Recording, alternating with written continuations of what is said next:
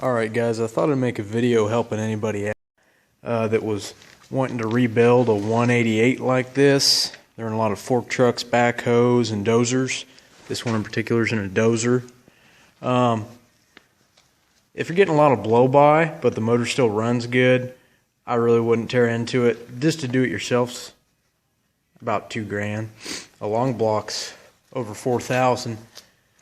But what actually killed this motor was the way this valve train gets oil is through this bolt. There's a drilled hole that comes up through the block, and it goes through that bolt, through that hole in it, and it lubricates the entire valve train. Well, what happened is some genius who owned the dozer before put a regular bolt in there, and it blocked off the oil, and this shaft actually froze, seized, and broke off.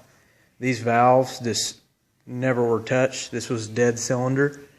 Eventually, since that had to create a hard starting issue, so the guy started pouring ether to it, cracked the piston rings in this one, and this one, and this was the only cylinder that was worth a damn.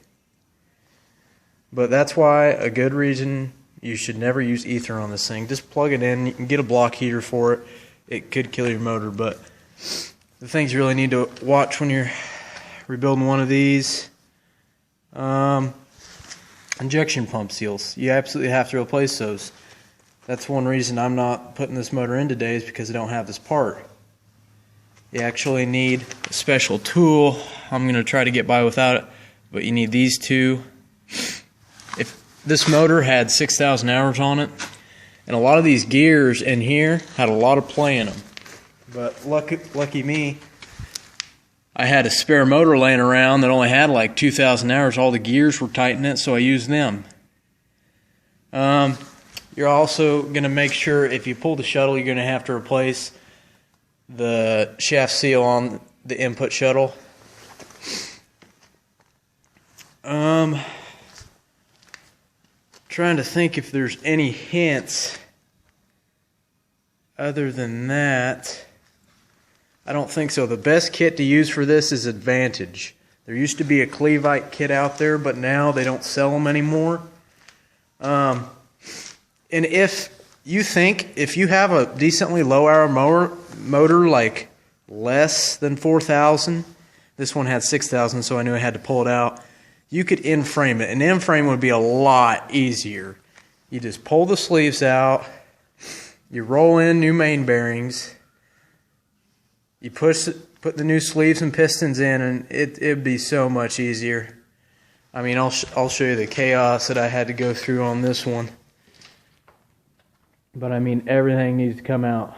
This thing probably weighs half of what it usually does. I think that's it. And fun little fact for you guys: if you ever have starter problems, you may have just a direct drive starter. This is actually gear reduction.